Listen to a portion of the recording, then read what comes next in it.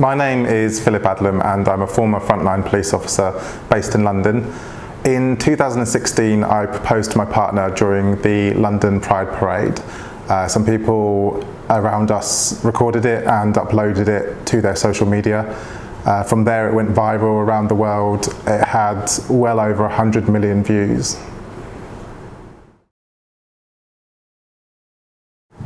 At the time I had a very limited presence on social media, but I still found the response very overwhelming. There were thousands and thousands of comments from around the world, and while there were many positive ones, there were plenty of negative as well, and these ranged from false information, ignorance and theories about why I'd done it, why I'd chosen to do it, all the way up to threats of homophobic violence and death threats sent directly to me and public comments as well. I really didn't expect these comments to affect me to the extent that they did. I lost sleep, I had a lot of anxiety about it, and I've had plenty of time since to really analyse why it affected me that way. And I think it's because these comments, these threats that I received didn't happen in isolation. They were quite triggering from violence in my past and in my childhood to do with my sexuality. And the effect of reading these comments really, really impacted me for several weeks after the event.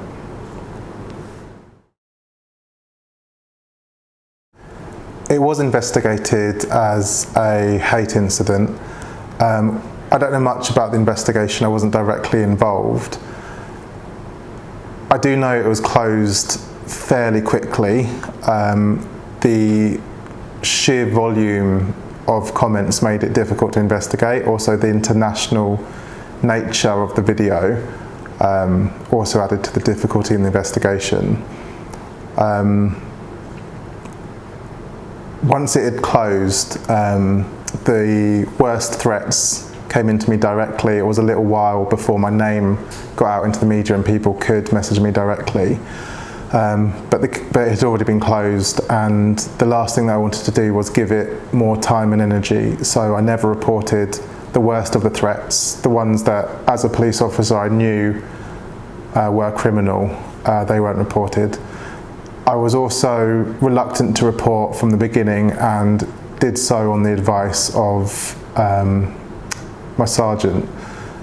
I downplayed the messages, I didn't admit how much they were affecting me, and I was more concerned with putting on a strong face than really engaging with the investigation. I didn't ask for victim support during any stage of the investigation.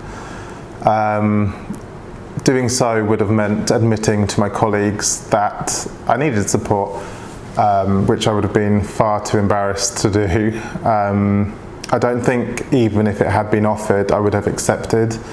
I was so concerned with putting on a strong front that admitting I needed help, I just wouldn't have done it.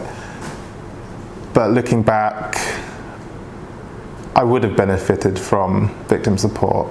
I definitely needed it. Now I work for an organisation called Galop, and I provide that victim support for victims of violent crime and other forms of LGBT hate crime. I can see the positive effect it has on victims, the difference that it makes, which is really rewarding, and I can also see that I would have benefited from it at the time, definitely.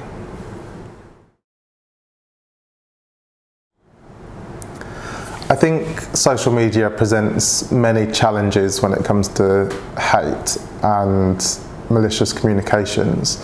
I think things went wrong from the beginning because I wasn't aware of my options or how to report it. At the time, one of the social media companies had algorithms built in the comments, so the most controversial comments would come to the top and be the most visible. So I think things have improved in social media already. I know that's not the case anymore. I think as well what needs to be improved is education. People, I think, need to realise that the online world and what happens in it, online bullying, online hate, doesn't happen in isolation from the real world. It adds to it. If people are experiencing crime and malicious communications in their everyday lives, online, when they're experiencing it, adds to that as well. And I think people should be taught about the issues and their options in dealing with them.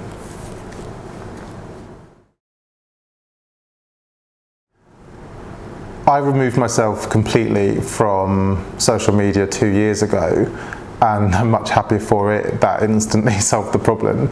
I wouldn't advise anyone else to do that necessarily.